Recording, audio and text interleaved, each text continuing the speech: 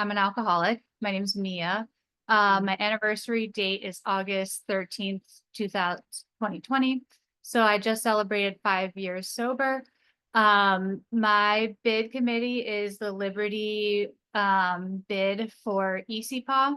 I'm the bid book chair for that. I also do a lot of service as well, and just try to support my fellow YPAA committees as much as I can by attending events. I'm really thankful that I was asked to speak tonight. Um, as you guys can figure out, I was definitely one of those people that got sober during the pandemic. Um, a lot of people like had very complicated relationships with the pandemic, and I was definitely like one of those people, where like when everything shut down, I was basically like not working. I was home all day. I had like too much time, energy, and money on my hands. And I've never really been that alone, like just with myself before, and especially like as an extrovert and a person having like unresolved trauma, that was probably like the scariest thing that's ever happened to me. So when everyone else was like giving themselves like shitty little haircuts and like baking bread, I was getting blackout like pretty much every single night. To the point where like I couldn't remember like conversations I was having with people. I started becoming like a very angry, violent, drunk. um, my story, like, does involve suicide attempts, so, like, if that's a trigger for you, I guess you can just, skip. I don't really know, like, how that would work. Sorry. So my bottom was when I was dating my, uh, boyfriend at the time. There was a night where we had a really bad argument, and he wouldn't exactly tell me, like, what I had done the night before. But then just suddenly the next day was like, I never want to speak to you again. Blocked me on everything, moved out. It was a whole mess. And at that point I knew like in my heart that like something really bad must have happened. And it got to the point where I'm like, oh my gosh, like now I'm even more alone than I thought I already was, where like it's the pandemic, I'm freshly broken up with, like I'm drinking all the time. So I reached out to a friend, thankfully, and I told them that I think I have a drinking problem, and they were able to find me a Zoom meeting that night. And before I even knew what a psychic change was, I had already started having one, because something told me to write down the numbers of people and like reach out to them. And then the very next day, like I was taken to my first in-person meeting, given a big book. Later that night, I had asked a friend to like pick up all my supplies. And I just committed myself to like whatever it takes, I'm going to do, because I can't keep living like this. And I don't know how much longer the pandemic's going to last or how much longer I'm going to last as well. And then that guy who I was dating, he ended up reaching out to me like a month later. And at that point, I didn't realize, but he was trying to verify that I was still alive. Because I had tried to commit suicide like in front of him that night when everything went really, really bad. Um, and I needed to hear that. Like, I needed that shame and that guilt of like having done that to another person to remind myself, like, this is as close as a bottom that I even know. And I don't want to continue like this way and like hurting other people, like hurting myself. So I knew something had to give. And that's when I really began to like commit myself to AA as a whole. Got a sponsor, like started working the steps. I just became like a sponge. Like when people were like, go talk to this person, come to this event, like you're gonna go to this alkathon like over the holidays. I just took in everything because I'm like, slowly by slowly, I started getting my life back. And when I first got sober, like I was content to just be alive and like have a life where like I didn't really go out much. I didn't have a whole lot of fun. Like I had made my world so small that I couldn't see myself having a life that I actually enjoyed. And for me, like the bare minimum was just being alive.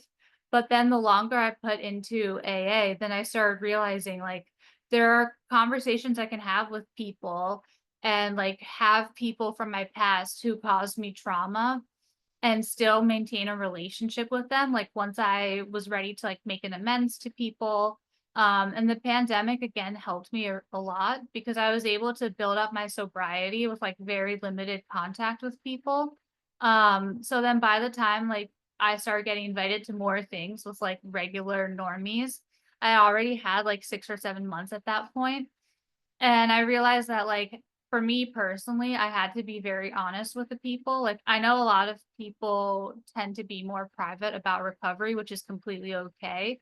But so much of my addiction was based on secrets and like hiding things about me. So finally being able to tell people exactly like what was wrong with me. And like because I mostly held it so close to my chest, um it was almost interesting, like, I had to convince everyone in my life that I actually was an alcoholic because a lot of people didn't see those parts of me, but I knew that I had to tell them myself to get really honest, and, I didn't wanna be, like, one of those people who was, like, constitutionally incapable, so even when it felt really dumb, I was telling people, like, what I was thinking because I never knew, like, what might be the thing that would take me out. Um I got a home group, I got into service. Um, I met like a really great group of young people in AA. I started hanging out with them a lot. But then like over the next like year or so, unfortunately, like a lot of tragedy struck with that group where like now me and only one other person of the group of 12 of us is still sober. The rest have either passed on or are like in jail, back out there. Um, and that part of my life, like I kind of just had a lot of like depression and I felt like very stagnant in my recovery where like I was kind of wondering like what the point was of fellowship if like it could bring me so much hurt and so much pain, like having people so close to me like not get this the way that I got it. And there was a definitely a part of me that was scared to continue to meet people and like show up and sponsor people. And it got to the point where like I was staying sober, but that's pretty much all I was doing. And I kept like doing step work. I became kind of like a bleeding deacon for like a couple of months where I was just like, you know, doing all the big book stuff. I was like all work and no play. And I like made it as if like that was my program from now on. And like I wasn't really opening myself up to people or like staying after meetings and talking to people. Um, and then at a certain point, like I started finally like letting go, letting God and know that like I have like a lot of possibility of like um sobriety and friendship to offer people. So I slowly started like integrating myself back into like young people activities. And then last year, I officially found YPA from a friend who went to a meeting like that I went to a lot in Philadelphia. And he just told me to come to an event, which I did. That was like Paw of last year. And I had no idea like what exactly was going on because no one explained YPA, like all the chanting, all the like little like things that now I've come to love so much.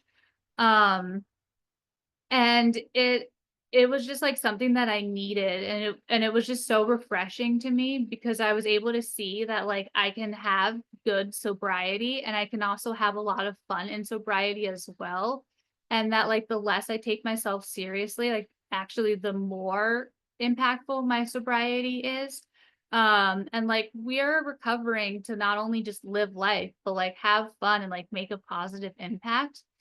So, it was awesome for me to see, and then, like, everything is it's just on God's time as well, because when I had first gone sober, um, I probably would have done YPA, like, not for the right reasons, because I also suffer from, like, an outside issue that there's also a fellowship, but, like, being able to just interact with people in YPA, like, from a friendship standpoint, sobriety standpoint, and then also just like carrying the message in a whole different way is powerful.